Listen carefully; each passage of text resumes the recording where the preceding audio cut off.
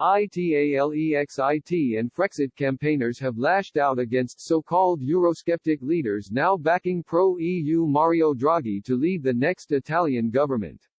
Matteo Salvini, once believed to be a staunch Eurosceptic, confirmed on Monday his right-wing party, League, will back the former European Central Bank leader to form a new government in Italy.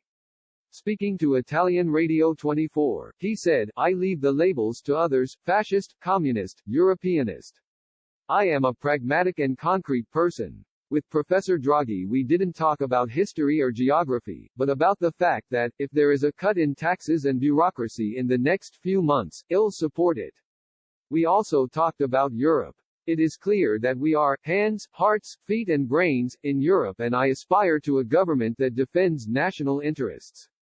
Professor Draghi asserted himself from this point of view, because I remember his matches with the Germans regarding the defense of the interests of a common economy. So, you can stay in Europe, but with your head held high.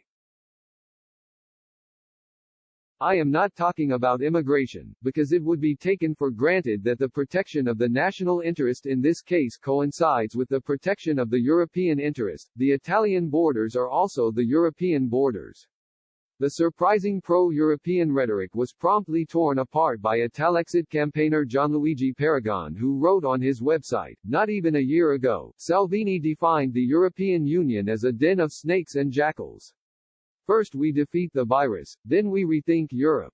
And, if needed, we say goodbye. Without even thinking," Salvini said on March 27 last. And again, on 9 April 2020, speaking of the Union, he said in Parliament, "I hope that the pro-Europeans have understood that if Europe is hunger, death and sacrifice, it is not the future we must leave to our children."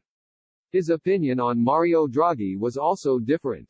In September 2018, as Interior Minister, Salvini said of the then head of the ECB, "I count that Italians in Europe do the interests of Italy as all other countries do, help and advise and not just criticize." He added, "For those who really believe in the battle against Europe and the euro, all they have to do is follow the only one who is consistent in this." Generation Frexit leader Charles-Henri Gallois also blasted the League chief. He tweeted, "What a clown. A renunciation which shows that he is there above all for the seats. Gianluigi Paragon and our allies of Italexit are the only hope for Italy." Former Prime Minister Silvio Berlusconi was quoted as saying on Tuesday that the decision by Italy's far-right League party to back the government that the former ECB head is trying to forge as wise ad will be appreciated in Europe.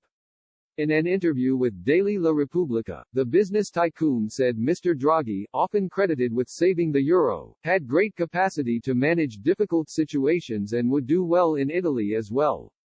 Mr. Berlusconi added that Draghi's government would not be a technocratic one, but a government of national unity to tackle the coronavirus emergency. Italy's anti-establishment Five-Star Movement said on Monday it would consult members and whether it should back a government led by Mr. Draghi, increasing the uncertainty over the makeup of his coalition. Five Star, the largest party in parliament, had initially ruled out backing Mr. Draghi. But after meeting him on Saturday, its leader Vito Crimi said he was open to considering supporting Mr. Draghi on the basis of the policies he proposes. The vote will begin on Wednesday at 1 p.m., 1200 GMT, and will end 24 hours later, Five Star's official website said. The former ECB chief is currently holding a second round of talks with political parties to try to muster a majority and put together a cabinet. These are due to end on Tuesday. It is unclear whether he will wait until the results of the Five-Star vote before reporting back to President Sergio Mattarella. The Five-Star vote could be close, opinion polls suggest. A survey by the Ipsos agency for Daily Corriere della Sera last week showed 55% of Five-Star voters wanted the party to back Mr. Draghi, against 40% who opposed him.